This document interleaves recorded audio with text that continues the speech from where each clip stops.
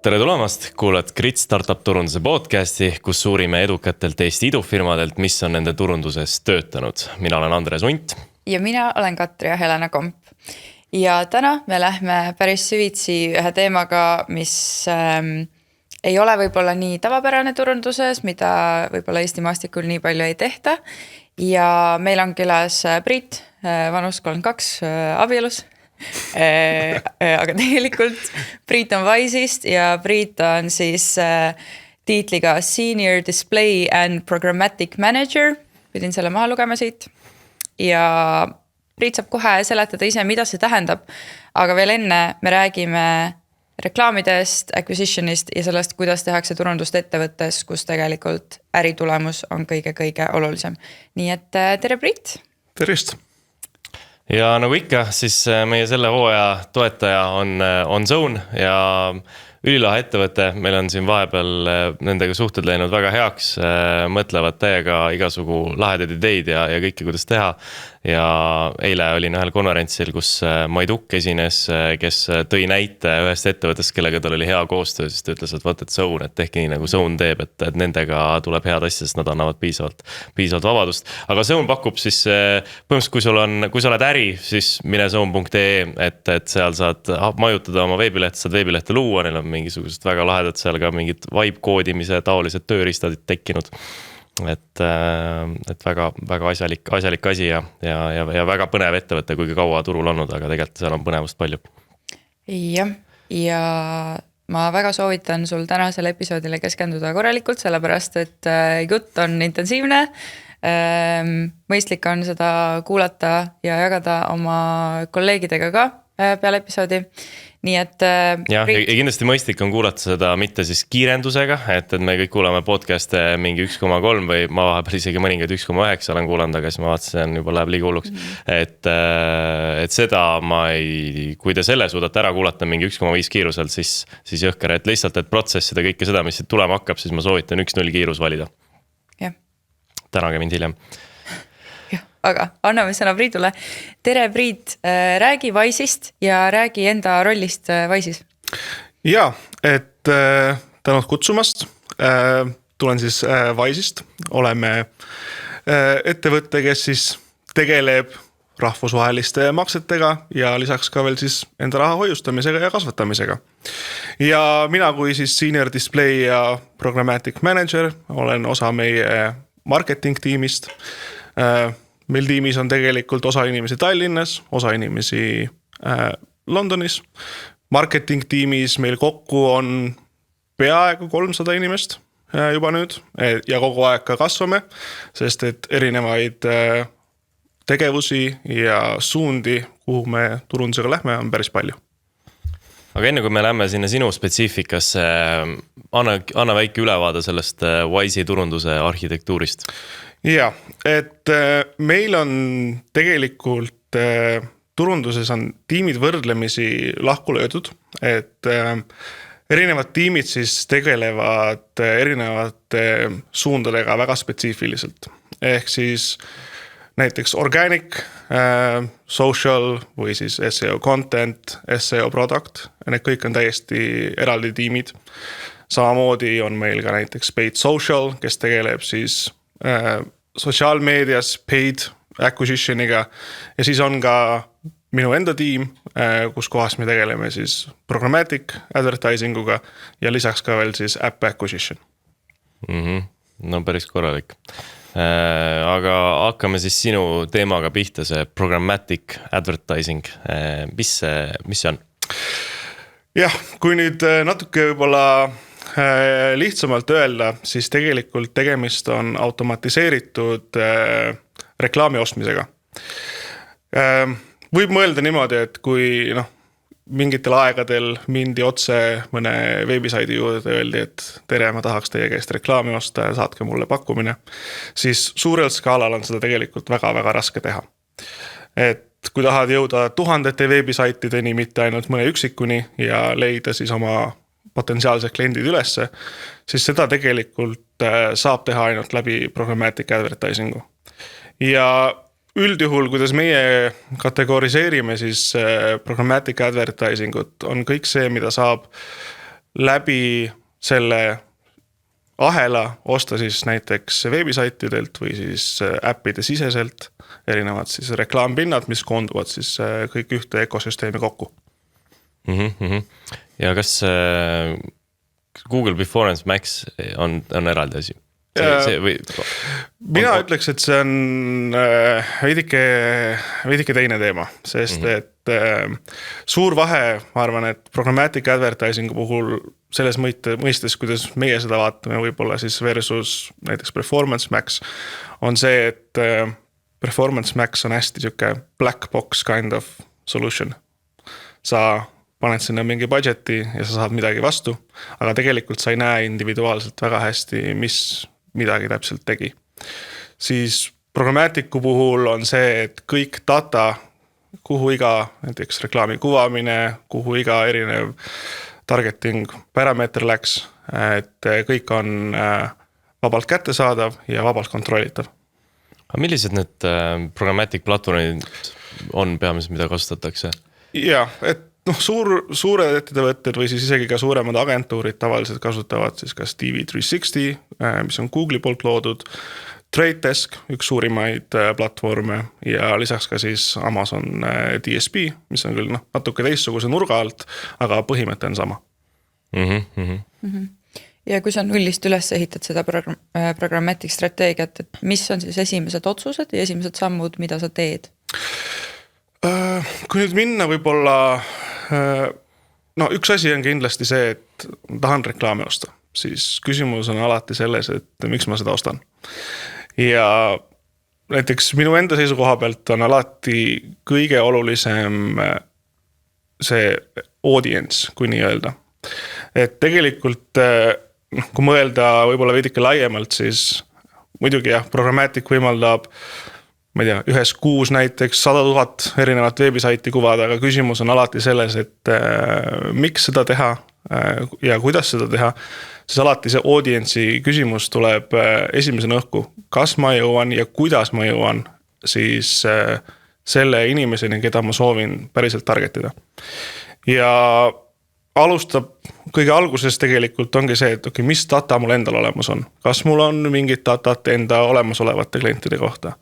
Kuidas ma leian kliente, kes on võib-olla sarnased nagu mu praegused kliendid. Ehk siis alustada tegelikult tulekski sellest, et aru saada, mis datat on võimalik kasutada, mis on võib-olla need erinevad audience'id, mida annab üles ehitada ja vastavalt sellele siis luua strateegia. Ja standardses võtmes, kuidas meie seda võib-olla alustasime, oligi mõtlesime, et mis on kõige efektiivsem võib-olla viis, kuidas kliente alguses nagu capture ida.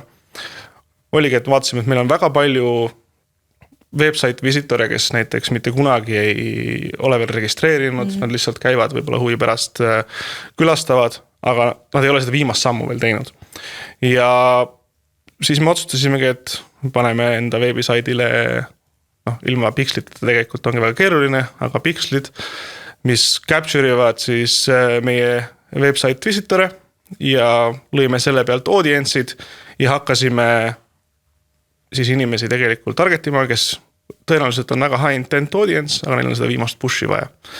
Ehk siis ma alustaks tegelikult olemasolevast datast kindlasti ja vastavalt sellele siis annab ka tegelikult edasi laiendada erinevaid strateegiaid. Aga kui kiiresti te Wise'iga jõudsite selleni, et programmatic panna käima? Me alustasime tegelikult nüüd umbes natuke rohkem kui 3 aastat tagasi.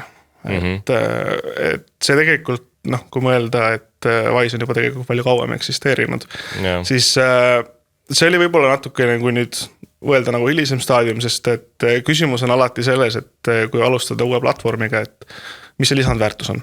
Ja kõigepealt oligi vaja, kuidas me suudame, üks koht, kus me praegu ei reklaami, on paljud erinevad veebisaidid. Kindlasti me näeme, et see on auk, mida me sooviksime täita. Ja siis oligi mõte selles, et proovime, testime alguses ja nägime seda efektiivsust, mida me suudame sealt nagu luua ja otsustasimegi siis edasi liikuda sellega. Aga kas, kui sa nüüd oleksid mingis ettevõttes nagu, kus turundust alles ehitatakse üles, kas sa võtaksid Programmaticu ka sinna esimesse top 3 kanalisse? Ma arvan, et oleneb hästi sellest, et mis need eesmärgid on ka nagu veidikene. Et võib-olla, ma arvan, et see üks probleem võib-olla Programmaticu puhul, et saada nagu seda kõige advanceimat platvorm access'i, on tegelikult see minimum commitment alguses. Ehk siis teatud tingimustel on juba see, et sa seda access'i saad võrdlemisi kulukas. Kui just kasutada selliseid võib-olla advanceimaid platvorme, näiteks nagu Tradedesk on näite. Samasugust loogikat tegelikult, mida annab võib-olla rakendada ka lihtsamatel platvormidel, kus on täiesti nagu lihtne, teed endale kasutaja ja saad põhimõtteliselt kasutama hakata, erinevad native platvormid.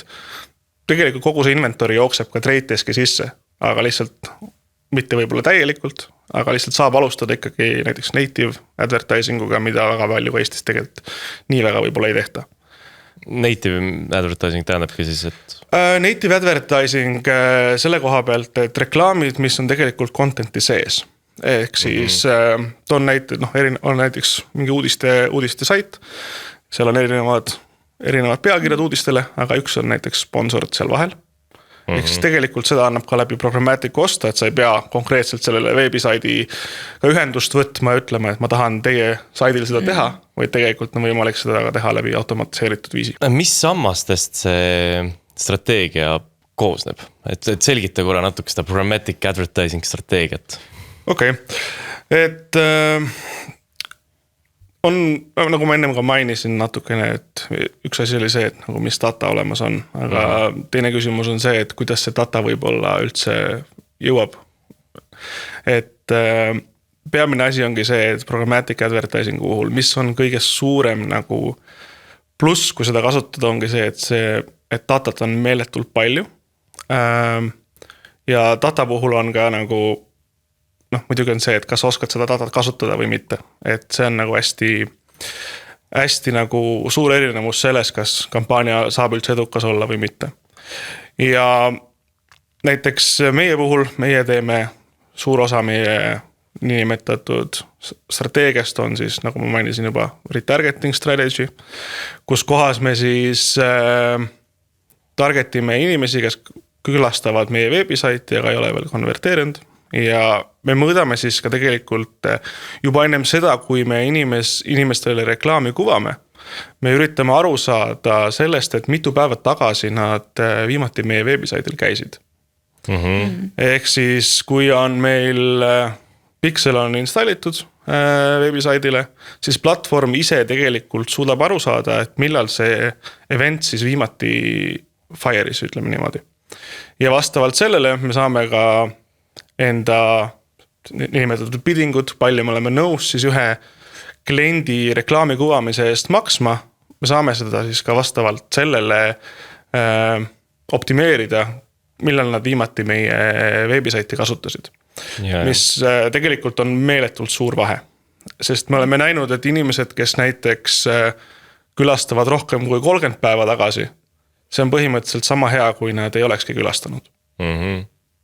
Ehk siis kulu mõttes palju maksab ühe inimese konvertimine on põhimõtteliselt sama.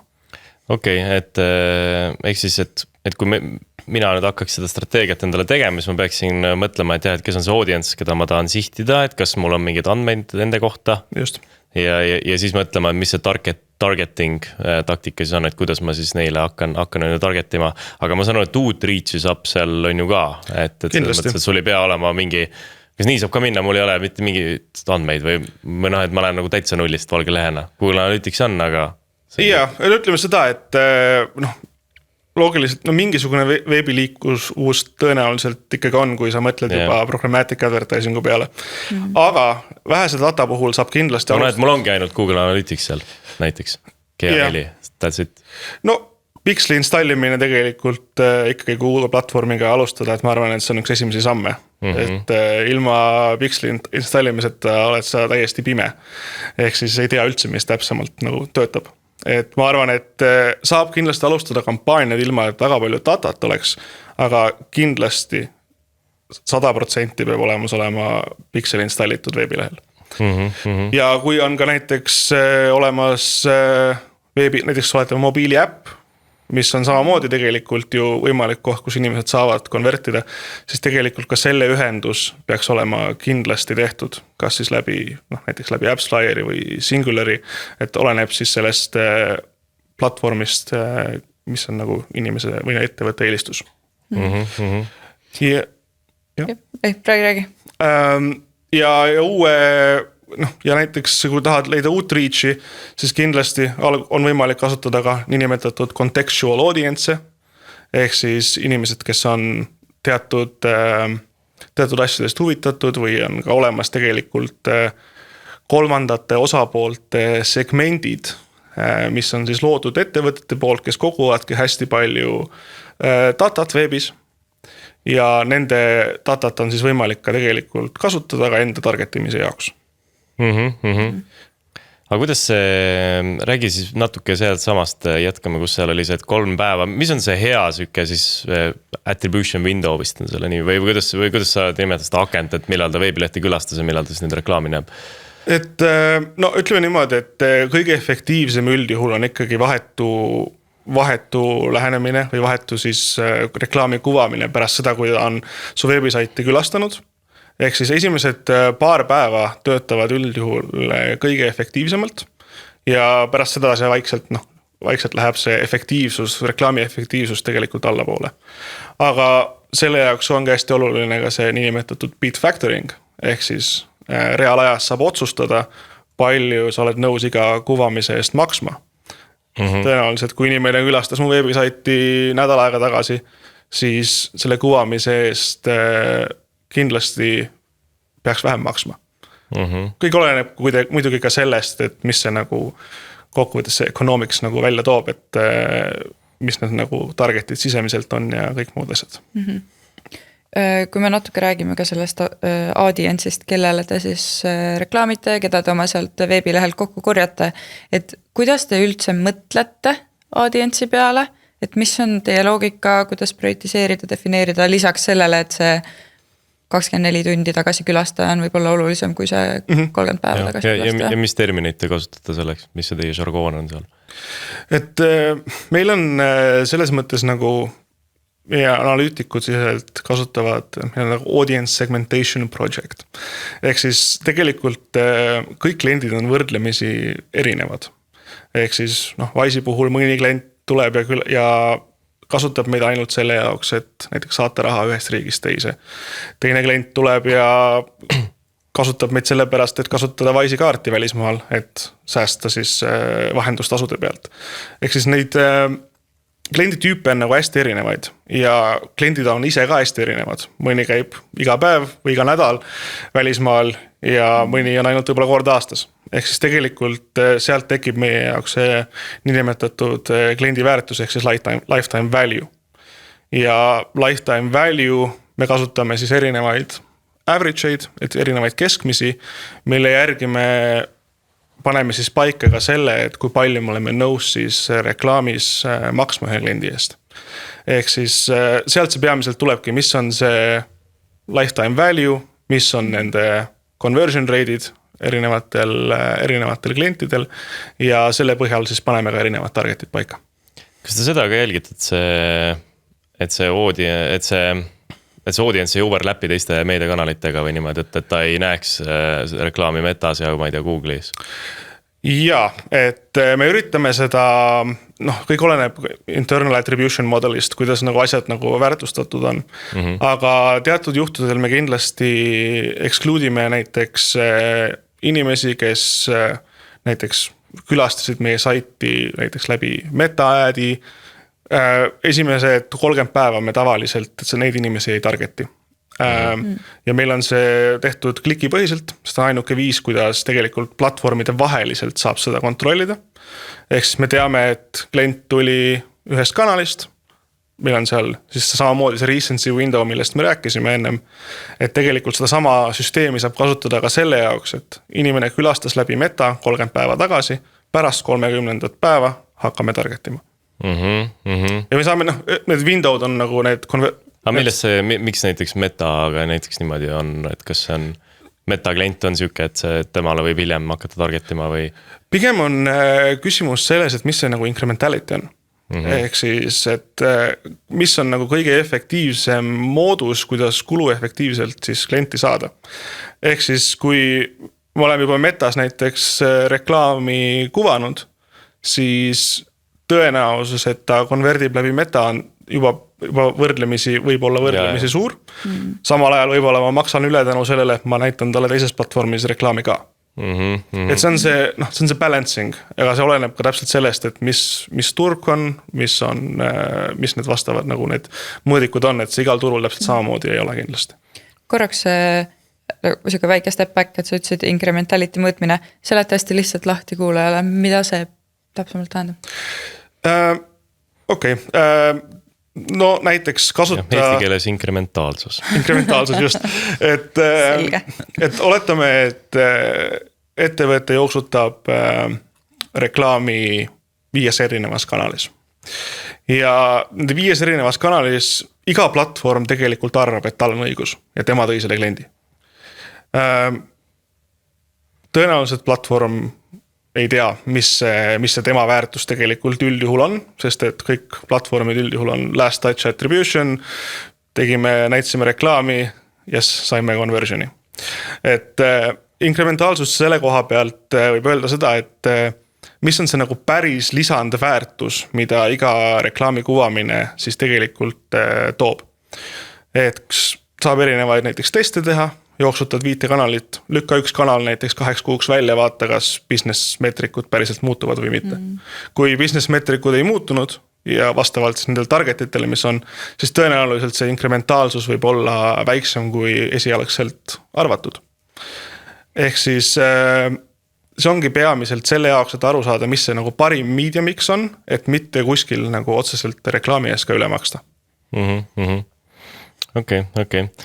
Aga kas see audience'i, mis on neid liiklusi, kanalite liiklusi, kus tuleb seda sisse on ju seal Wise'is, kus te veel exclude'ite või kuidas seal see värk välja näeb? Ma eeldan, Wise tuleb ju jõhkrad, ma kujutan ette nagu mingi 20 erinevast source'ist põhimõtteliselt on ju ja et kust tuleb seda, aga et kas te retargetite, kellele te näiteks programmatikuga retargetite? Me ei retargeti praegu hetkel inimesi näiteks, kes on juba kliendid. Et selle jaoks me kasutame enda organic kanaleid, CRM-i, kes saab siis äpi notification'id saata klientidele või siis emaile. Et peamine retargeting ongi meil just inimesed, kes on websaidi külastanud ja ei ole veel registreerinud. Sest et kui nad ei ole registreerinud, me ei saa neile kuidagi mingit infot veel saata läbi emaili või siis läbi push notification'i. Ehk siis, ja need kanalid on, nagu ma ütlesin, hästi palju, et meil Wise'is... Aga kui te näiteks mingi BMAC, ma ei tea, Google'i kanali kaudu näiteks tulnud, teil ju Performance Max kampaaniad jooksevad ju ka või ei või? Ei jookse üldse? Okei. Aga mingit... Me proovisime korra, aga see ei tööta meie jaoks vähemalt. Okei, aga et mis teil... Ma üritan korra mõelda lihtsalt seda, et mis teil excluditud nagu selles mõttes, et üks oli see meta on ju, et ta ei näeks seal kanalis, et ta on niikuinii juba seal meta kanalis. Aga mis on veel peale meta veel mingid siis nagu kanalid, mis jooksevad, kus need... paid search näiteks. Me isegi exclude'ime inimesi, kes on näiteks tulnud meil läbi SEO content'i meie blogi lugema. Sest et me usume, et see on nagu kõrgem intent kui see, et ta lihtsalt külastas meie veebisaiti organically. Või siis teatud, meil on nagu SEO product ka, ehk siis currency converter lehekülg, kus inimene saab tulla ja vaadata, mis ühest valuutast teise nagu vahetamine on. Järelikult ta on juba midagi teinud meie lehel. Ehk siis kui ta midagi teinud, siis me üldjuhul üritame vähemalt esimesed 30 päeva seda inimest mitte targetida. Sest et tõenäosus on, et see inimene suudab või konvertib juba läbi eksisteeriva tegevuse. Tõtsid huvitav sõna SEO product. Jah, ehk siis meil on SEO content ja SEO product. SEO content on siis peamiselt meie blogipostitused, aga SEO product kui selline on erinevad siis nagu widgetid, mis on ehitatud meie veebisaidile, mida mõõdetakse täiesti erinevalt. eraldi. Ja selle mõte, see tähendab seda, et ta tooks siis nagu mingit orgaanilist otsinguliiklust ja mõte on see, et ta ei ole, on siis nagu tootena. Jah, näiteks, et on currency converter meie lehel, inimene tuleb, otsib currency converterit läbi SEO product'i, ta tuleb ja ländib meie veebisaidil ja teeb seal mingeid liikuvusi, siis me mõõdame seda nagu erinevalt kui näiteks blogipostitusi. Geniaal, austades, ma ei olnud üks sõna enne kuulnud, SEO product, nagu väga huvitav asi ja ma hakkasin tõesti ja ka veel side note, nii et SEO siin ka väike asi, millele mõelda tegelikult, et ära mõtle ainult, et SEO on sulle see, et kirjuta mingeid artikleid, tee mingi kalkulaator hoopis kodulehele selleks, et inimesi tuua. Väga lahe mõte või väga lahe termin. Kuidas see first party data kasutamine, kuidas seal see maailm nagu välja näeb? No ütleme niimoodi, et Euroopas on see natukene keerulisem, kuna GDPR, teatud tingimused, inimene peab nõustuma kindlasti veebisaidil sellega, et tema datat võib kasutada. Et kogu maailmas see niimoodi ei ole, aga Euroopas on see väga vajalik, et üldse saaks datat kasutada. Ja first party data on näiteks meie olemasolevad kliendid, keda me muidugi, nende andmeid me nagu avalikult ei kasuta ilmselgelt. Et kõik on hashed ja kõik on siis krüpteeritud. Aga sellest krüpteeritud infot me saame siis platvormidest üles laadida ja kasutada seda selle jaoks, et siis üks asi, mis me rääkisime, oli targetimine, aga teine asi ka siis lookalike audience'ide loomine, mis on väga tegelikult võimas võrreldes sellega, kui lihtsalt targetida mingit saiti ja mõelda, et seal võivad mu kliendid olla. Ehk siis mina mõtlen alati nagu selle koha pealt, nagu, et audience first kind of strategy. Ehk siis ei ole mõtet mõelda selle pealt, okei, need saidid võib-olla on sellised, kus võib tulla positiivset liiklust või positiivset conversioneid, aga tegelikult on see, et kas see päriselt on nii oluline, mis saidil inimene reklaami näeb, kui see, et kes see inimene on. Ehk siis näitena ka see, et meil näiteks ühes kuus, ühel turul võime programmaatikuga näidata üle 50,000 veebisaidi. Ja kõiki, meie jaoks on see iga veebisait tegelikult lihtsalt üks datarida, mitte otseselt see, et see on kindlalt just konkreetne veebisait. Ja meie hindame seda veebisaidi efektiivsust vastavalt sellele, et kuidas see audience, keda me tahtsime targetida, kuidas ta sellest veebisaidist siis tegelikult meile, kas ta konverdib või mitte. Seega teil on võimalik täitsa veebsaidi kaupa võtta audience'id välja. Aga kui laiaks te lähete selle lookalike'iga? No ütleme niimoodi, et me peamiselt ikkagi selles mõttes, et see ei ole nagu see, et kas me oleme kitsamad või laiemad, või oleneb tegelikult hästi palju sellest, et palju meil seda first party datat alguses oli ja kui palju tegelikult platvormid suudavad leida samasuguseid inimesi. Ehk siis mõnes riigis võib olla näiteks suuremas riigis USA võib olla see lookalike audience meil kuskil 3-4 miljonit inimest, keda me tahame targetida. Et võrdlemis ikkagi spetsiifiline arvestades populatsiooni suurust. Aga näiteks mõnes väiksemas Euroopa riigis see audience size kindlasti ei ole nagu nii suur, sest et kõigil võib-olla ei ole seda, nad ei näe sellist, nad ei kasuta veebi samamoodi nagu meie olemasolevad kliendid. Aga mis andmeid on vaja lookalike'i jaoks? Tegelikult üldjuhul piisab e-mailist. Mõned platvormid võtavad ka tegelikult telefoninumbrid sisse. Aga seda ei kasutata otseselt. Aga peab olema pigem isiklik e-mail, on ju? Otseselt mitte. Et tegelikult oleneb kõik ju sellest, et millise kontoga või kuidas inimene veebi kasutab. Et kui ta peamiselt kasutab veebi enda business e-mailiga, siis see inimene on ikkagi tuvastatav. Ja.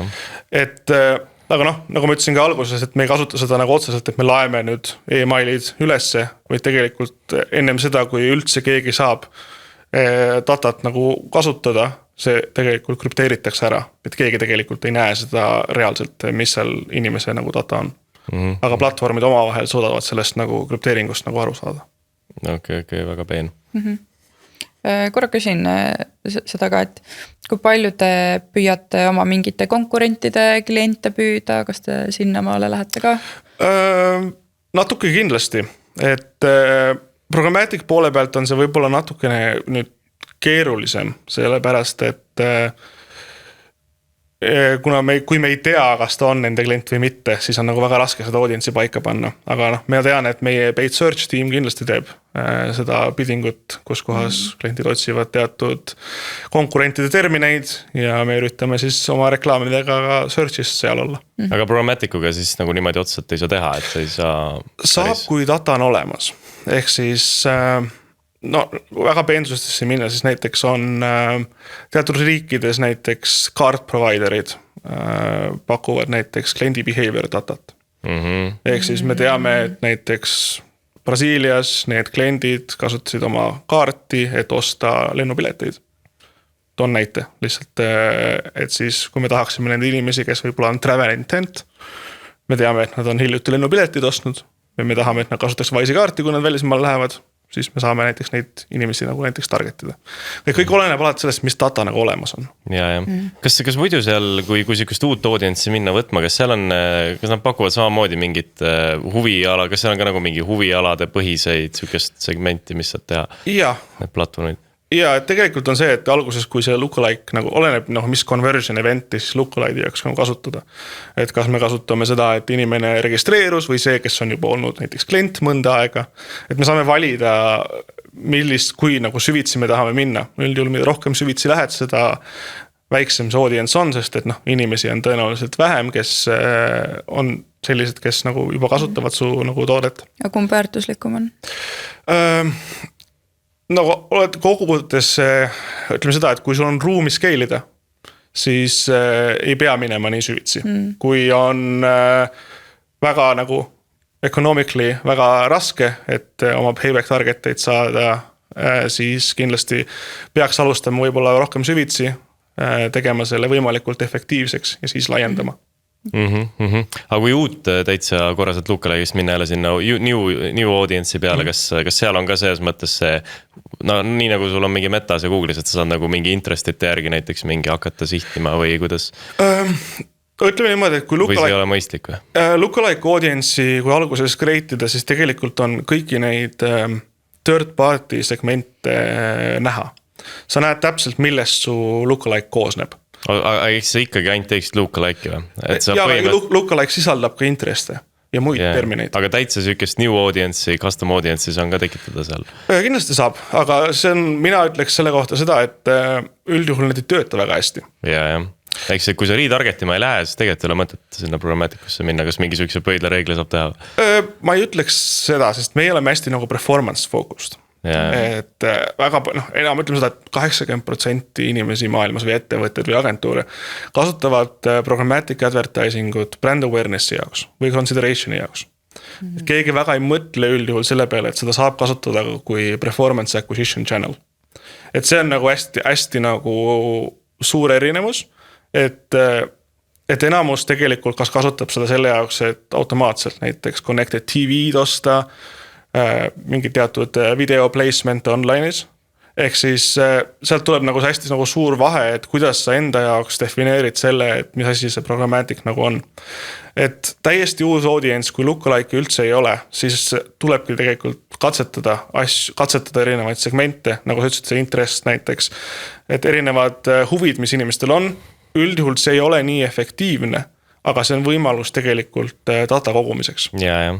Aga kuidas need teatavasti uudiste saitidel ja ka BMAX-i CTR ei ole nii kõrge, kui see on mingi meta, et see CTR, kuidas programmatikus sellega on? Sest see on üks põhjus, miks nagu arvatakse, et seda ei saa, sinna ei ole mõtet minna, kui sa tahad klikke saada. Ja sellepärast tehakse ka awareness'id, sest umbes, et seal ei klikita. Ja, ma arvan, et sealt tulevad väga suured käärid selle koha pealt, kuidas võib-olla asju mõõdetakse.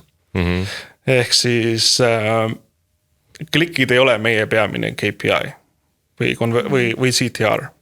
See on ainult võib-olla indication, et kas inimene, ma ei tea, võib-olla isegi accidentally klikkis või mitte. Et tegelikult me kasutame impression tracking ut peamiselt. kuna 98% conversioneid tuleb läbi view-through, ehk siis inimene näeb reklaami ja pärast külastab su veebisaiti, siis tegelikult meil on selle jaoks impression timestampid, mida me kogume ja lisaks ka Pixel suudab tuvastada, et inimene nägi äädi ja tegi mingi action'i. Ehk siis ma ütlen ausalt, et CTR kui selline on peaaegu viimane asi, mida ma vaatan. Ma vaatan seda, kas inimene nägi reklaami ja tegi conversioni või mitte. See on väga suur vahe. Päris hea. Küpsised, kui inimene neid ei aktsepteeri, siis me teda ei näe väidetavalt. Või siis teil on lauselt mingi workaround selle jaoks? Ütleme niimoodi, et otseselt ei näe, aga tänapäeval on tegelikult asjad päris nagu võrdlemisi targaks läinud. Ehk siis suudetakse tegelikult mudeldada päris palju. Me saame ikkagi kasutada niinimetatud mingid ka enda datat, et mudeldada seda, et mis see audience nagu olla võiks, mis moodi nad veebis nagu kasutavad. Et platvormid on tegelikult võrdlemisi targad, aga lihtsalt conversionite trackimine kui selline on natukene võib-olla keerulisem, kui just on inimesed, kes ainult Incognitos näiteks kasutavad või siis inimesed, kes cookid kogu aeg ära clearivad, siis tõesti see on keerulisem, aga on ka tegelikult teisi mooduseid, kuidas saab mudeldada ja aru saada, kas su kampaaniad olid efektiivsed või mitte. Kui palju loovlahendused erinevad vastavalt nendele recency window itele ja kanalitele näiteks?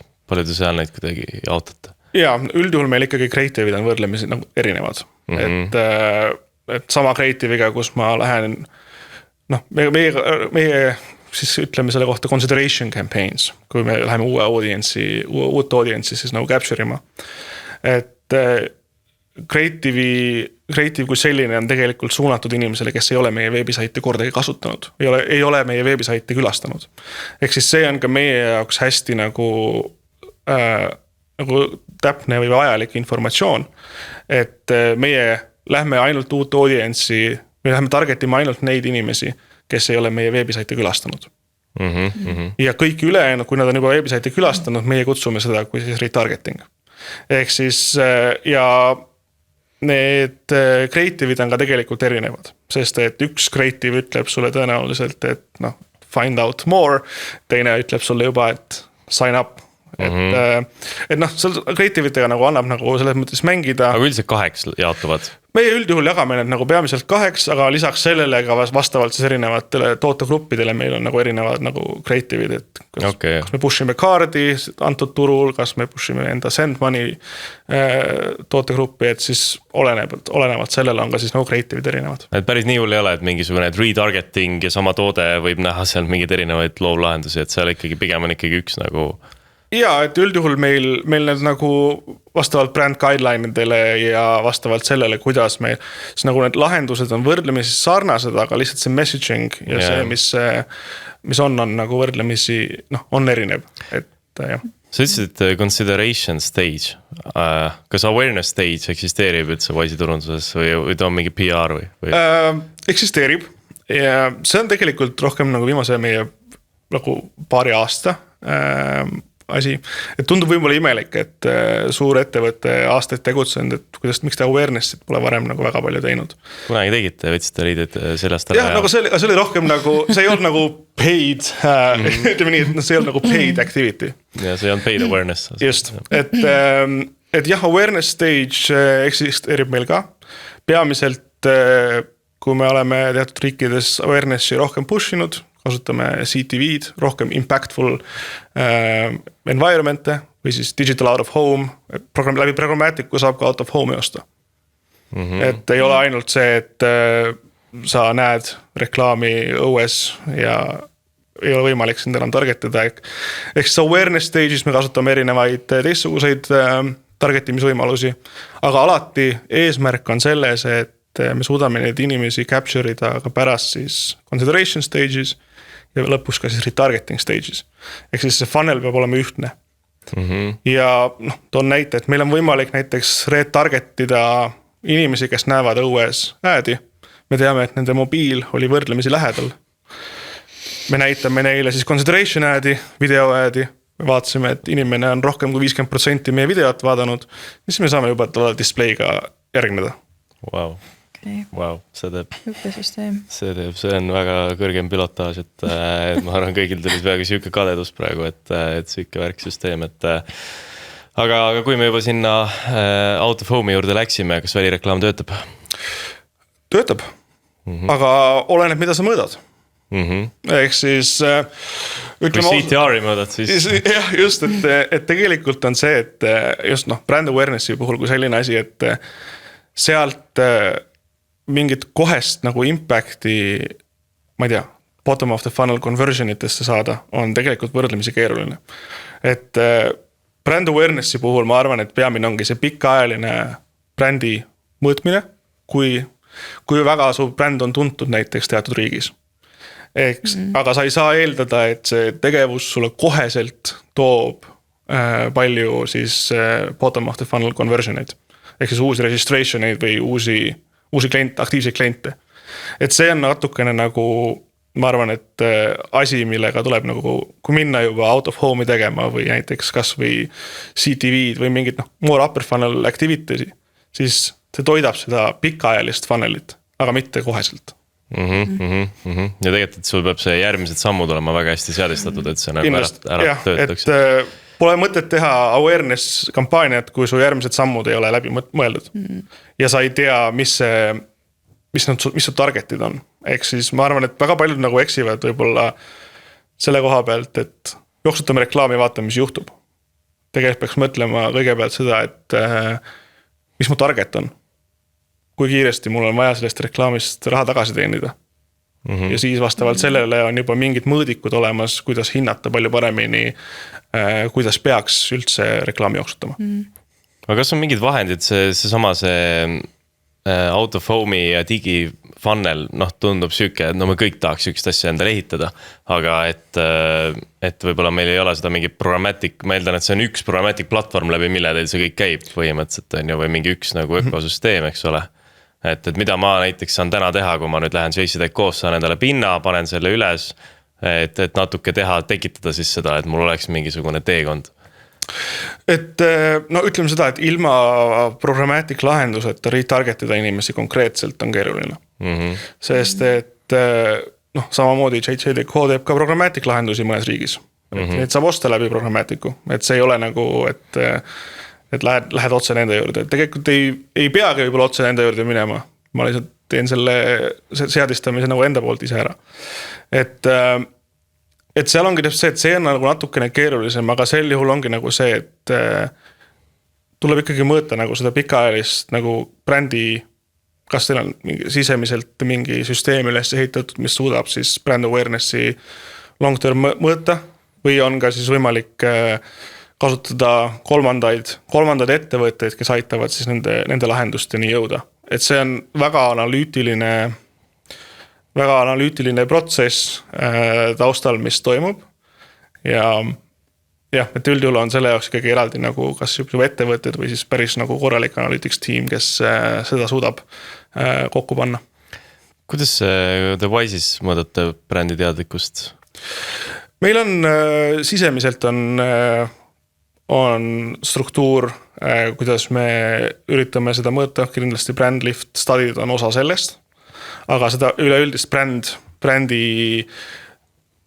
brändi siis nagu teatud riigis üritame nii palju kui võimalik, üritame ise mõõta või meie analüütikud üritavad mõõta ja lisaks kasutame ka, kui ma nüüd ei eksi, siis mõnes kohas on meil ka third party providerid, kes aitavad siis sellele tulemusele selgust siis luua. Aga kuidas üldiselt te defineerite selle turunduse töötamist ja edu? Sest me oleme rääkinud päris palju nüüd mõõtmisest ja incrementality'st ja nii edasi, aga mida teie jaoks tähendab, et nüüd me teame, et turundus töötab? Meie jaoks on peamine indikaator on meie payback. Ehk siis kui kiiresti me teenime enda raha tagasi. Ehk siis meie jaoks mis on esimene küsimus, mis on see, et mis on customer lifetime value. Ehk siis meie mõõdame seda üldjuhul ühes aastas. Ehk siis esimese 12 kuu jooksul, mis siis see value on peale kõiki kulusid, mis sellele kliendile läksid, mis on tema siis nagu päris net value. Ja vastavalt sellele on meil siis targetid, kui kiiresti me üritame või sisemised targetid siis, mille järgi me saame mõõta, et okei, me saame selle registration'i eest nii palju maksta või me saame maksta selle new user'i vastavalt sellele, mis see conversion rate siis on, et palju me nagu maksta saame. Kui see on alla meie targeti, siis me teame, et see on meie jaoks kasumlik, mis tähendab ka seda, et me saame end scale ida. Kui meil on see overpayback, siis me teame, et me tõenäoliselt peame tegema mingeid muutusi. Peame kas siis allapoole skaleerima, kuhugi budgeteid ümber shiftima, et peamine on ikkagi see payback target ja kas me oleme sellest üle või alla. Sa enne ütlesid ka, kui me rääkisime nendest out of home reklaamidest ja strateegiatest, et ettevõttel ideaalis võiks olla paigas on ju, et mis siis see nii-öelda bottom eesmärk on. Aga kui nüüd on mingi startup või ettevõte, kellel ei ole need asjad paigas, siis millest sa alustad, et need targetid paika panna? No ütleme seda, et kui targetid paigas ei ole, ma arvan, et see on rohkem nagu ettevõtte sisene küsimus. Et ma arvan, et igas ettevõttes sul on võimalik aru saada, et kas või saad alustav ettevõtte või aasta aega tegelenud ettevõtte ja erinevad pikkused muidugi. Et on võimalik aru saada sellest, et palju sul teatud tüüpi kliendid, kui palju nad sulle aasta jooksul raha sisse toovad. See on enda, kõik, ma arvan, ettevõtetel on enda BI-süsteemid, mis suudavad seda revenue'd välja arvutada. Arvutad sealt kulud maha, saad aru, et mis see nagu net positive on. Ja siis on juba sisemine küsimus, et okei, kui kiiresti me peame raha tagasi teenima, et me suudaksime seda jätkusuutlikult teha. Ettevõtted on väga erinevad. Mõnel on, mida rohkem flexibility't on, seda rohkem muidugi saab ka marketingiga pushida, aga kõik kokkuvõttest tuleb sinna, et mis on see, kui kiiresti sul on vaja raha tagasi teenida. Et meil seda flexibility't väga palju ei ole, ma saan aru. Me oleme võrdlemisi nagu aastate jooksul on see võrdlemisi nagu paika kujunenud, mis meie jaoks see nagu oluline on, et kuidas me teame, et ettevõte on pikaajaliselt jätkusuutlikult võimeline kasvama ja palju me oleme siis ühe kliendi eest nõus maksma, et meil oleks net positiiv. Ja kui need targetid paigas ei ole, siis tegelikult mingid lihtsamaid arvutusi tegelikult annab igal ettevõttel teha. Et aru saada sellest. Et kui tekib näiteks, et okei, kui ma kulutan sellele kliendile näiteks praegu 30 €, et teda acquire ida, siis mis on see, kas kui ma saan näiteks aasta aja jooksul raha tagasi, kas see on nagu okei või mitte. Aga selle koha pealt tuleks ka panna nagu realistlikud eesmärgid. Et ei saa eeldada, et muidugi oleneb sellest, mida müüakse ja mis see nagu ettevõtte kogu nagu struktuur sees poolt on. Aga ma arvan, et lihtsamad targetid saab ikkagi siiski paika panna vastavalt sellele, mis see ettevõtte siis sisepoliitika on. Attribution, kuum teema, palju kõneainet pakub. Mis seal do's and don'ts on või mis sa sellest teemast arvad?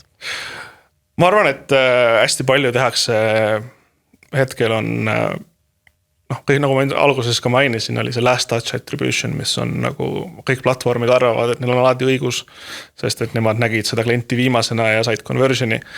Kui tegelikult see on natukene nagu keerulisem lahendus, et inimene võib näha reklaami 5 kohast, et kas siis on aus ainult sellele viimasele kanalile seda kreditit nagu anda. Tõenäoliselt nagu mitte, sest et kui me seda teeksime, siis enamus conversionid toimuksid ainult search'is ja ülejäänud tegevus tundub, et nagu ei töötakski. Aga väga paljud ju teevadki seda niimoodi. Jah, aga ma ütlen, et tegelikult seda võiks mitte teha.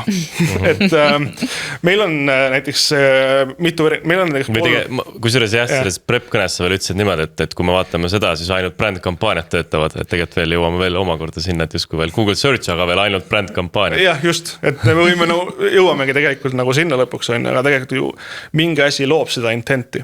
Et sellest arusaamine võrdlemisi võib olla nagu alguses nagu keeruline, aga on võimalik erinevad moodused moodi seda siis nagu saavutada. Et meil on nagu näiteks peamiselt 3 erinevat moodust. Meil on siis internal attribution, mis on siis peamiselt kas siis programmaatiku puhul meil on impression timestamp'id, ehk siis me teame täpselt, mis kellaaeg inimene, mis päev, mis kellaaeg sekundi pealt inimene reklaami nägi ja mis päev, mis kellaaeg ja sekundi pealt, millal ta conversion'i tegi. Eks meil on see nagu link nagu olemas, aga lisaks, kui on näiteks click-based attribution, SEO-s keegi külastas, kogu see data on tegelikult taustal olemas. Ja meie attribution model töötab first touch mudeli põhjalt, et siis kes oli esimene kanal, kes userit konvertis, kes userit siis nagu mitte konvertis, vaid kes userile reklaami kuvas. Või siis näiteks organic social, kes külastas tänu nende. View-through puhul meil on 24 tundi, on sisemine siis attribution window ja klikkide puhul on 30 päeva. See on nagu üks moodus, mismoodi me suudame erinevates kanalites data kokku saada ja saada aru, kuidas seda kreditit nagu jagada oleks. Lisaks me kasutame ka siis media mix modelingi, see MMM-i, mis on meie enda analüütikute poolt ise välja töötatud, me ei kasuta kolmanda poole lahendust. Ehk siis nad vaatavad spendi, impressioneid, erinevaid impression quality't ja põhimõtteliselt data põhjal modeldavad seda, et kui palju kreditit peaks nagu mingi kanal nagu siis saama.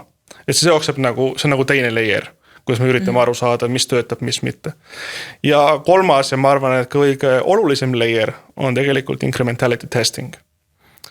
Ehk siis aru saada, mis on tegelikult see incrementaalne väärtus, mida iga kanal nagu toob. Ja need kolm asja kokku tegelikult teevadki siis selle source of truth'i, mille järgi me saame otsustada, kuidas me siis investeerime turundusse. Jõhker.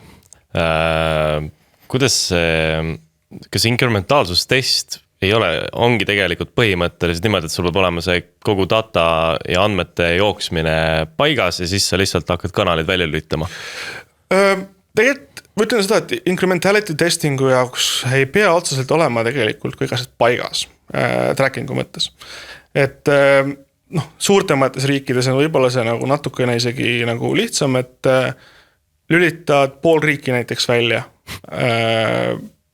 ühes kanalis. Su media spend selle asjas kukub ja sa saad vaadata, mis su see baseline conversionite hulk oli ja mida su muutus endaga kaasa tõi. Kui see muutuse vahe on suur, sa saad aru, et see tegevus, mis ma teen just acquisitioni mõttes, mitte ainult brändi mõttes, vaid acquisitioni mõttes on suure inkrementaalsusega, järelikult me saame välja arutada, mis see incremental cost per new user siis on. Ja vastavalt sellele me saame ka siis teha muudatusi näiteks MMM-is, ehk siis MMM saab paremini aru tänu incrementality testidele, mis see väärtus loob ja mis mitte. Sa hakkasid siin praegu käsitsi joonistama joondiagrammi. Ma saan aru, et tegelikult te suht nagu mõtlete joondiagrammides nendest asjadest. Me mõtleme graafikutes, jah. Et tegelikult ma arvan, et see on ka tegelikult üks asi, mida siis võiks teha, et mitte vaadata sheetis neid vaateid, vaid te tekite endale mingit nagu joondiagramm vaated ja et vaadata neid asju ja saada. See visualiseerimine tegelikult on väga oluline, et saada datast aru. Et toon näite, et näiteks mõni data näiteks ühest kanalist ma tõmban back to conversion, mis oli siis kuidas inimene lõpuks siis nagu, või inimesed kõik kokku, kuidas nad siis nagu konverdivad. Sa tõmbad selle data alla, see on 3 miljonit rida Excelis. Kuidas sa seda 3 miljonit rida analüüsid, on juba nagu palju keerulisem. Tänapäeval õnneks on olemas AI, mis aitab väga palju ägedaid tool'e ehitada, mis suudab seda datat nagu visualiseerida niimoodi, et seda on nagu lihtsam mõista ja vastavalt sellele ka siis kiiremini insight'e saada ja lisaks ka siis teha nagu otsuseid, mis tegelikult nagu ka toodavad nagu impact'i. Sul on ka mõni päris näide, kus te olete ise incrementality testiga näinud, et näed, panime raha siia, et tegelikult otseselt midagi ei muutunud, kui kinni lüütsite? Meil oli üks osa meie kampaaniast, kuna me olime, muidugi üks asi, mis on väga oluline, on see, et ka incrementality on ajas muutuv. Ehk siis võib-olla 2 aastat tagasi, kui sa alustasid selle activity'ga, incrementality võis olla väga hea. Aga incrementality on, kui selline, seda peaks, meil on konkreetne pikk roadmap, järgmise 2 aasta roadmap põhimõtteliselt juba valmis, millal me mida testime. See peab olema, kogu aeg peab testima, sest et see incrementality muutub. Hiljuti meil ühel turul oli olukord, kus kohas varasema data põhjal tundus, et kõik hästi töötab. Kuna me oleme seal turul juba tükk aega toimetanud, siis järelikult võib-olla praegusel hetkel enam see kanal nii palju meile kasu ei too ja peaksime nagu investmenti vähendama vastavalt siis sellele tulemusele. Ehk siis see on tegelikult kogu aeg ajas muutuv ja mõni asi vaatad, alustasime uue asjaga, väga hästi töötab. Ja too näide mõnest inkrementaalsustestist, mis näiteks avastas, et mingi kanal lülitad välja tolleks ajaks. Ja, et meil oli hiljuti näiteks kõige recent oli USAs näiteks meil Paid Social Team, on näite, jooksis TikTok. Alguses töötas väga hästi, saad juba mitu aastat seal jooksul. TikTok ad või? TikTok reklaamid, jah.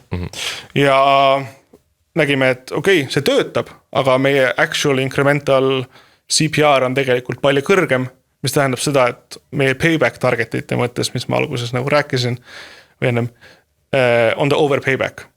Ehk siis me saime learningu, et praeguse investment leveli juures ja praeguse targetingi juures me ei saa seda samamoodi enam edasi jooksutada.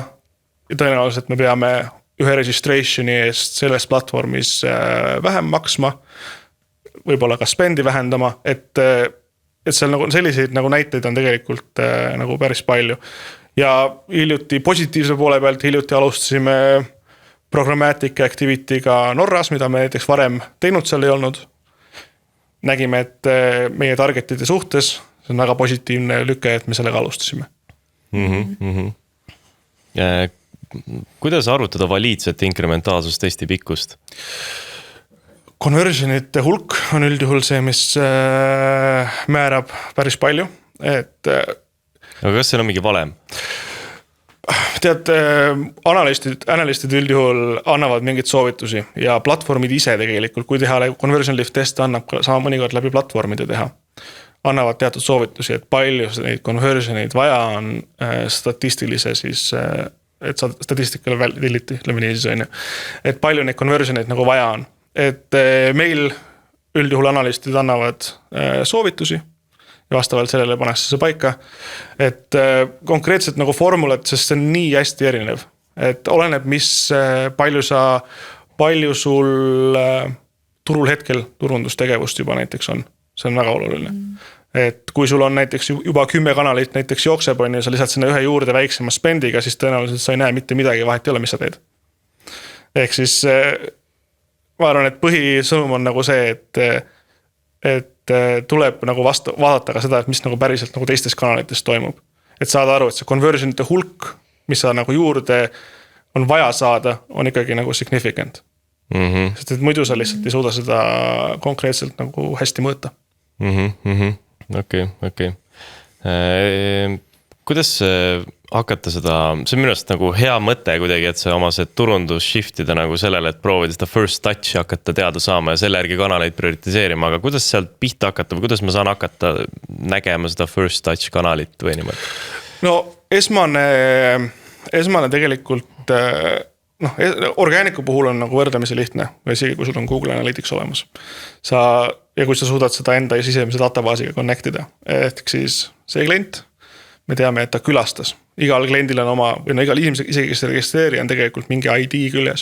Kui me teame, et see ID tuli sellest kanalist, siis me saame näha, et okei, see oli esimene touch, mida meie suutsime tuvastada. Kõik ei ole muidugi 100% läbipaistev, mitte kunagi ei ole, aga suur osa datast tegelikult on. Ehk siis enda sisemiste toolidega, Google Analytics suudab click-based asju väga edukalt tegelikult tuvastada. Nüüd on küsimus seda, et kuidas seda nagu kokku panna. Et mõni platvorm annab impression timestamp näiteks programmatic. Ma lihtsalt mõtlen seda, et ma näen, et ta on sealt tulnud, aga ma ei näe seda, et kas ta enne oli mul ka tulnud kuskilt mujalt või et... Aga üldjuhul nagu recurring visitore võiks suuta ju ikkagi tegelikult näha. Ja mis kanalis pidi need inimesed nagu tulid. Okei. Et kui seda ei ole näha, siis võib-olla see on tracking'u küsimus on ju, et kas, kui palju neid kliente, keda sa võib-olla targetid, võib-olla ei saagi võib-olla hästi edukalt nagu näiteks track ida on ju, et see on nagu teine teema juba. Aga ma räägin praegu veits nagu võib-olla suuremas mastaabis võib-olla ka, et. Aga samas igas riigis on see nagu võimalik, et aru saada, et kes see esimene touch oli, mis oli nagu pärast seda, kas oli mingi touch. Et kogu see data, mis tuleb, lihtsalt tuleb kokku panna. Ja. Kui palju sa self-attributionit usaldad? See on siis see, kus siis küsitakse, et kus sa meist see on nagu huvitav teema, et meie oleme, mõned aastad tagasi veel oli see väga nagu aktuaalne, aga me oleme nagu sellest aru saanud, et inimesed väga tihti ei mäleta, kus kohas nad ja millal nagu reklaame nägid. Eriti kui sa näitad neile reklaami erinevates kanalites. Et toon näite, et lüüdsime paariks kuuks või isegi aastaks lükkad reklaamid välja, võib-olla isegi 8 aastaks. Kliendid submitivad ikka, et nad tulid teatud kanalist. Tegelikult see ei ole nagu teoreetiliselt võimalik, et nad tulid sealt, aga inimesed. On sul mõnda konkreetset näidet selle kohta ka? Oli aastaid tagasi, me jooksutasime korraks nagu Amazon Ad'e ja 4 aastat tagasi, 5 aastat tagasi. Ma arvan, et siiamaani mõni inimene paneb, et ta nägi Ad'e seal. Et seda nagu selles mõttes, et see võib anda nagu mingisuguse indikatsiooni, aga lihtsalt see, et seda nagu võtta 100% tõe pähe on, ma seda pigem nagu ei soovitaks, eriti kui sul on endal data olemas, mis suudab nagu tegelikult tõestada seda. Ja teil oli vist mingi Brasiilia mingi lugu ka või? Et jookstasid mingi YouTube'i reklaamidega? Jaa, et neid, ütleme et neid nagu erinevaid olukordi on nagu päris palju, et näiteks app acquisition activity on ju. Et selle puhul on ka nagu see, et tegelikult inventory mix tänapäeval on võrdlemisi nagu keeruline. Et too näiteks see performance maxi näide, mis sul nagu ennem oli on ju. Kuidas klient saab öelda, et ta tuli sealt, kui inventory on väga nagu mitmekesine? On ju, et ei ole võimalik. Kus sa meist kuulsid? Google Performance Max. Et nagu klient ei suuda nagu aru saada, et mis see nagu asi oli, mis talle reklaami kuvas või nagu native advertising artiklite vahel on ju. Et see on küll promoted artikkel on ju, aga tema võib näha, et ma nägin uudistes. On ju. Et seal on ka see, et hästi täpne tuleb olla ka mida küsida ja siis teine asi on see, et kas üldse on võimalik tuvastada tänu sellele. Kusjuures korra selle native advertisingu osas, et siin tehti ka test, üks bakatöö tehti selle kohta, kus pilgujälgijaga mõõdeti seda, et kui palju inimesed bännerid näevad nendel sükestel nagu uudiste saitidel ja need numbrid ütleme väga suured ei olnud. Aga ma saan, et teie olete ikkagi näinud, et tegelikult neid nähakse, sest te toote sealt konkreetset klienti. Meil on ka eraldi, me saame sättida seda, millist inventory me targetime, kui nähtavad on. Ehk siis tegelikult annab seda ka kontrollida, et ma tahan, et need impressionid, mis ma ostan, vähemalt 60% nähtavad või üle teatud mingi hulga nähtavad peavad olema. Muidugi see maksab veidike rohkem sellise inventory vastu nagu reklaami kuvamine, aga samas seda on tegelikult võimalik kontrollida, et võimalikult nähtav oleks. Üldkokkuvõttes, kui me mõtleme acquisition kampaania peale, siis nähtavus on üks asi, teine asi on see, et mida see kampaania nagu päriselt nagu tõi. Et kas sind huvitab, kui nähtav su reklaam oli, kui pärast seda sul inimesed konverdivad ja see on sinu targetites. Sel juhul võib olla mitte nii väga. Aga seda annab tegelikult nagu kontrollida.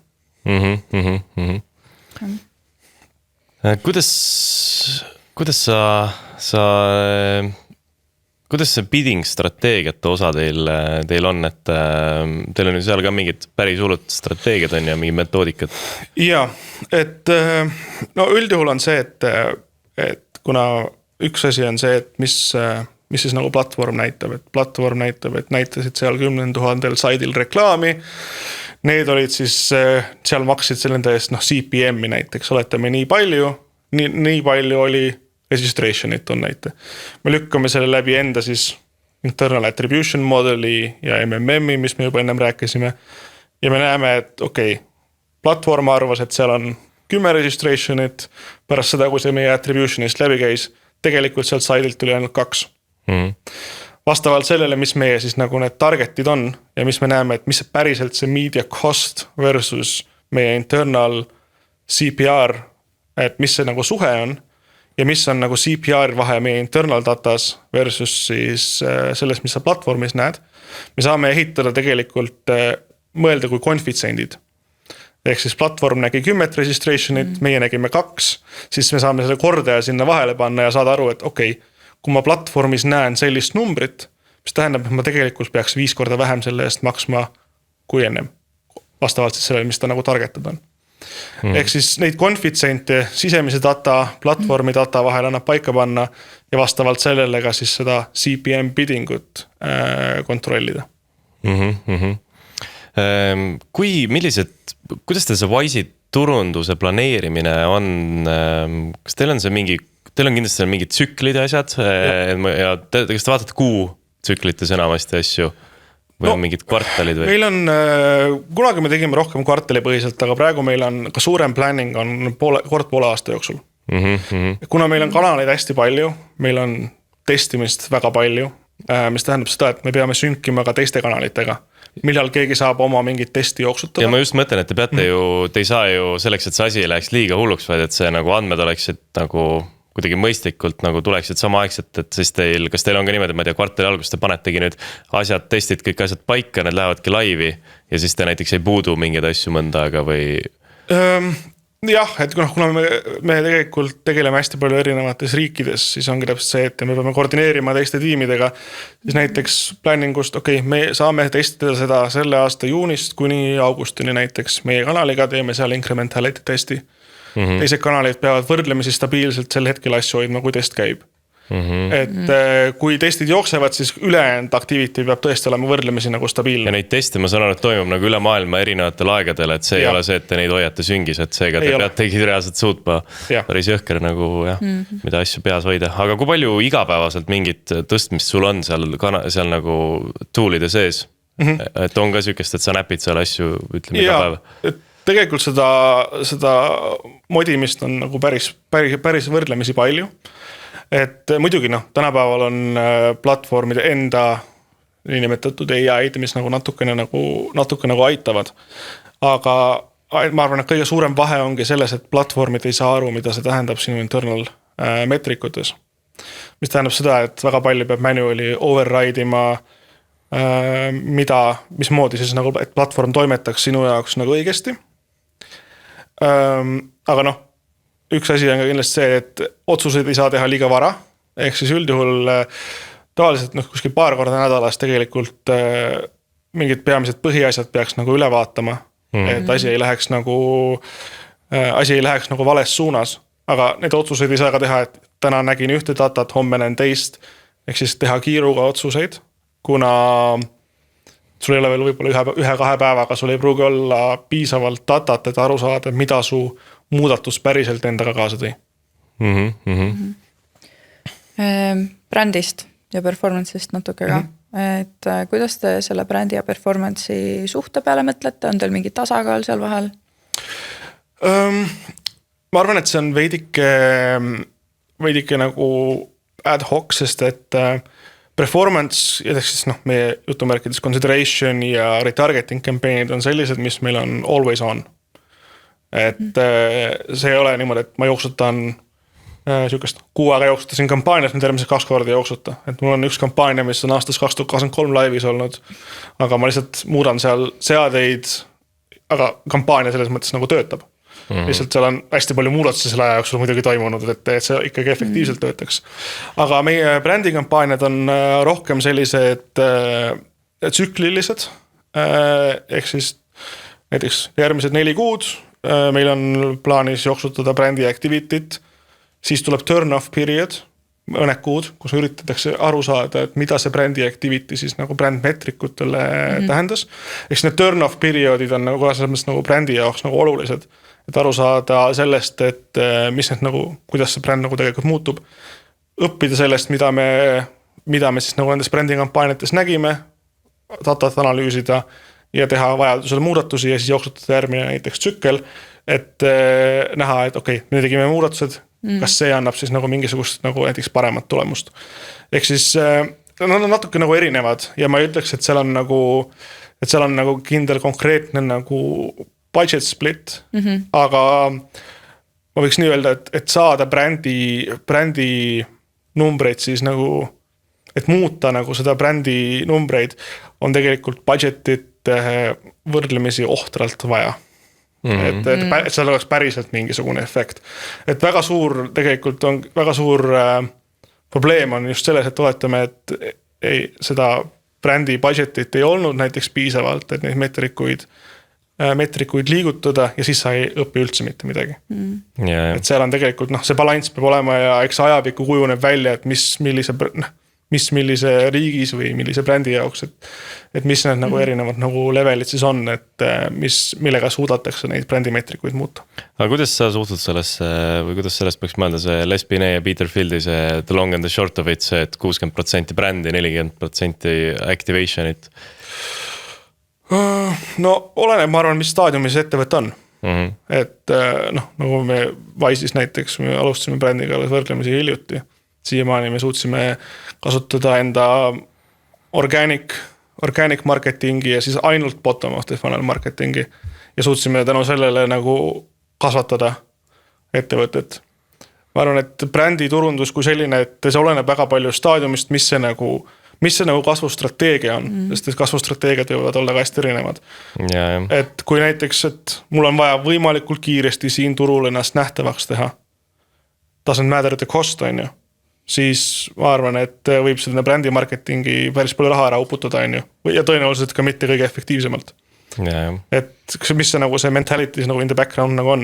Kui on eesmärk on ikkagi see, et mul on oluline cost per user acquisition, siis see brändi tegelikult turundus on tegelikult asi, millele võiks natuke hiljem võib-olla rõhku pöörata. Aga kui täpselt sisendit suudab see analüütik ja performance team creative tiimile anda visuaalide jaoks? Kas seal on ka mingid süksed võimalused? Ja, et me enda poolt näiteks jagame sellist informatsiooni enda creative tiimiga, et nagu ma ütlesin, see meil on impression timestampid on ju, kui inimene nägi reklaami ja konvertis on ju, siis me saame võrrelda erinevaid asset theme, asset size, mis meil on ja aru saada, et mis need nagu võitjad on selle perspektiivi koha pealt. No muidugi tänapäeval on hästi palju nagu third party providerid ka, mis aitavad eye tracking ut ja kõik igast nagu huvitavaid asju teha on ju. Ja Wise kasutab neid ka või? Meil on mitte päris niimoodi, aga meil on nagu attention unit või attention score'id, mida me üritame tegelikult mõõta taustal. Ehk siis kui palju attentionit inimene reklaamile tegelikult siis nagu andis. Ja kuidas te seda teada saate? Selle jaoks on eraldi üks third party provider, mis põhimõtteliselt siis mõõdab su placement quality't, attention unit'it ja me saame selle data sisse, mis annab meile ka sisendit, et mis placement'id, mis saitidel võib-olla on kõrgema attentioniga kui mõned teised. Kuidas ta selle attention igalt poolt kuskilt hargneb midagi? Kus see attention unity, kus ta selle teada saab? Põhimõtteliselt kõik creative'id on tag'itud taustal. Ja seda küll, aga kas ta näeb seda, et kaua nagu siis nagu leht jääb seisma või? Et ta saab aru, et siis nagu kasutaja on jäänud seisma sinna. Okei, selge. Okei. See on siuke next level. Ma tahaks teie Slacki kanalit lihtsalt nagu vaadata, teil on ju see Wise'is ja marketing channel, palju seal inimesi on? Natuke 300. Et ma kujutan ette, mis vestlused seal ja seal veel teie seal performance tiimis, aga see tundub nagu põnev. Okei. Zoomime korra välja. Zoomime korra välja. Võtta lonksu vett ka. Jah, kui sa peaksid täna alustama nullist ühe startupiga, siis kuidas sa seda acquisition setupi üles ehitaksid? Ma arvan, et ennem kui ükski euro, ütleme nii, reklaami läheks. Ma arvan, et sisemiselt üritaks aru saada sellest, et mis on aktsepteeritav cost per acquisition. Sest, et kui lihtsalt hakata reklaami jooksma sellepärast, et ma arvan, et me peaksime seda tegema või et sellepärast, et mul on uusi kliente vaja, ilma et aru saada, mis su targetid on, siis tõenäoliselt ongi see, et sa jõuad olukorda, kus sa kulutad väga väikseid summasid iga kuu ja sa ütled, et miski ei tööta. Ehk siis, kui on kindlalt nagu konkreetsed targetid on paigas, siis annab ka nagu suurema nagu pildi sellest, et kuidas aru saada, et mis nagu töötab esialgu ja mis mitte. Ja ma arvan, et kindlasti on nagu see ka, et kui sa oled nagu alustav ettevõte, et siis mitte nagu võib-olla kõikidesse platvormidesse ütleme nii korraga minna. Ehk siis muidugi sa võid kohe alguses mõelda, et tahaks seda võimalikult palju incremental reach'i ja kõikide inimesteni jõuda, aga alustada asjadest võib-olla sammhaaval, et ma isiklikult keskenduksin võib-olla selle väärtusloomele kõigepealt, et saada organic pool võimalikult tugevaks. SEO content, SEO, kui sul on nagu product mainisime, teha mingeid huvitavaid nagu asju, mis toob orgaanilist traafikut ka. Ja siis hakata tegelikult paid acquisitioniga vastavalt siis nagu vaatame, et mingi uus äpp või mingi asi. Alustada sellest bottom of the funnel activity'st just väärtuse põhimõttel. Et kindlasti ma arvan, et nagu enamus mõte on see, et loome brändi ja siis hakkame võib-olla neid inimesi nagu konvertima. Aga tegelikult väärtuse põhjal, kui ettevõte pakub päriselt mingit väärtust ja midagi, mida inimestel vaja on, siis seda bottom of the funnel activity't saab ka jooksutada ilma selleta, et panna metsikult raha brändi alla. Et see on nagu minu see nagu vaade ja võimalikult palju kasutadagi seda datat, mis tegelikult sisse tuleb. Aru saada, kes su klient päriselt on, kuidas nendeni kõige efektiivsemalt jõuda. Kas peaks mõnen hunnik inimesi külastab võib-olla tänu SEO produktile su lehte, aga keegi ei konverdi. Kindlasti me peaksime neid retargetima ja hakata seda vaikselt niimoodi nagu hargnema, kuni saabki nagu aru sellest, et mis see media mix siis vastavalt nagu kõige parem on, kõige efektiivsem on ja scale ida. Sest, et kui mõõtmised on paigas, kui on arusaamine paigas, mis toob conversionid või mitte, siis mu esimene küsimus näiteks, võtame ettevõtte, kes jooksutab 1000 eurot kuus reklaami, on ju. Mu esimene küsimus oli, aga miks sa rohkem ei spendi, kui see efektiivne on? On ju, siis öeldes, et aga meie marketing budget on selline. On ju, aga kuidas su marketing budget saab olla nii väike, kui see on sinu jaoks efektiivne ja mõõdikute põhjal, mis saavad ise endal sisemas paika pannud. Ja et mine võtta kas või pangalaenu. Just, et tegelikult kui see on net positiiv sinu jaoks, see on samamoodi nagu ju investeerimisega, on ju, et kui sul on võimalik ühest teha 2, on ju, siis miks sa sellisel juhul ei tee 1-2, on ju. Et see ongi täpselt see, et kui mõõdikud on paigas ja arusaamine on paigas, mis see nagu väärtus on, mis erinevad siis nagu reklaamid toodavad, siis tuleks nagu scale ida ja olla ka nagu kindel selles ja testida võimalikult palju. Teeme väikse kriti rändi nurga ka siia lõppu, mis on üks asi, mis turunduses räägitakse valesti või sulle ei meeldi või räägitakse liiga vähe. Või liiga pinnapealselt. Ma arvan, et keegi tuleb mulle CTR-i juttu ajama, siis ma natukene olen nagu, miks? Muidugi programmatic kontekstis on ja mõnes kontekstis on see kindlasti nagu hästi oluline. Ja ma arvan, et võib-olla millest räägitakse võib-olla vähe on tegelikult see, kui palju turunduses, kui palju tegelikult datat on ja kui palju seda datat tegelikult annab ära kasutada. Ja just nagu ma enne ka mainisin, et see scale imise poole pealt on ju, et kui sul asi töötab ja sul on enda jaoks metrikud paigas, siis nagu tehke seda, sest et see on nagu lihtsalt, ma arvan, et see ei ole lihtsalt nagu mõistlik seda mitte teha, kui kõik metrikud näitavad, et sa peaksid seda tegema. Mis võib-olla natukene, ma ei tea, mis on nagu natukene võib-olla võiks nagu teistmoodi teha, on see, et ma arvan, et tänapäeval võib-olla Eesti ettevõtetes on ka see, et üks inimene võib-olla teeb natuke liiga palju asju. Et meil on vaja hästi nagu spetsialiseerunud olema enda tegevustes. Et muidugi väike ettevõtte puhul võib see nagu keerulisem olla, aga et minna väga süvitsi asjadega, siis sa ei saa eeldada, et inimene, kes sul Facebooki postitusi loob, saab aru ka võib-olla programmatic ökosüsteemist või siis mingist keerulisematest asjadest. Et või erinevatest aspektidest, sest aspektid on väga erinevad, kuidas annab nagu turundust teha, et üks inimene ei saa teha kõike. Ma toob kohe silme ette need klassikalised töökuulutused. Otsime turundusspetsialisti, tee SEO-d, tee sotsiaalmeediat, ole sekretär. saada emaile. jah, just, et see on nagu hästi nagu asi, mida ma ettevõtetel, kes võib-olla just mõtlevad oma äri kasvatamise peale ja tulevikus võib-olla nad ei ole veel turundustiimi peale mõelnud, aga tahavad hakata nagu turundust tegema, siis ma arvan, et kui võimalikult varakult nagu struktuur paika saada, kuidas nagu mingeid asju teha, siis on kindlasti tulevikus palju lihtsam. Super.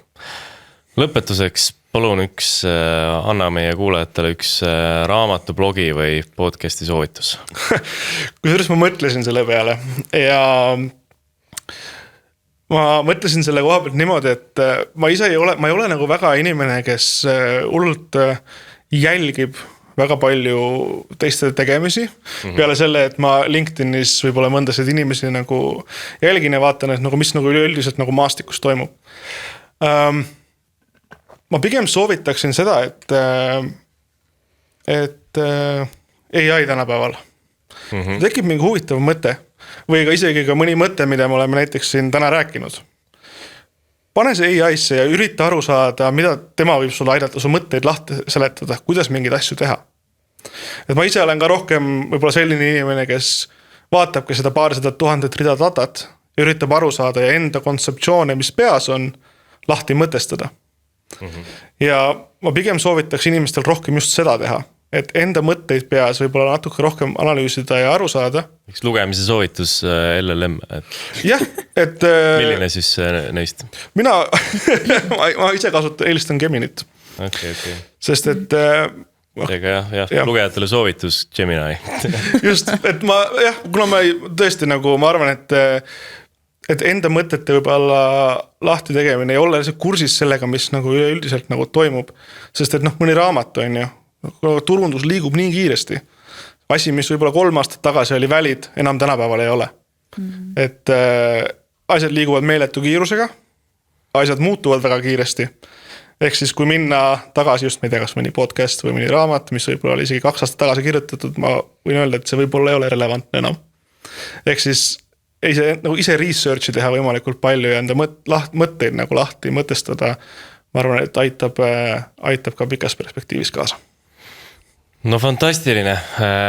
Aitäh sulle, et sa Priit tulid ja jagasid, rääkisid, kuidas asjad käivad. Ja aitäh sulle, kes sa kuulasid või kes sa vaatasid meid. Ma loodan, et siit said endale väga palju huvitavaid mõtteid või nagu Priidu soovitas, siis võta nüüd üks AI tööriist lahti ja mõtle edasi nende teemade peale. Aga kui sulle see episood meeldis, siis nagu alati jaga seda LinkedInis või jaga seda oma kolleegide ja sõpradega või oma ülemusega ja subscribe'i meile. Me oleme YouTube'is, me oleme Spotify's, me oleme Delfi taskus. Nii et saad järgmisi osasid igalt poolt kuulata ka. Ja thanks Zone, et oled meiega. Meil on väga vahva olnud siin. Ja järgmise osani. Jah, aitäh, et kuulasid ja edukut turundamist.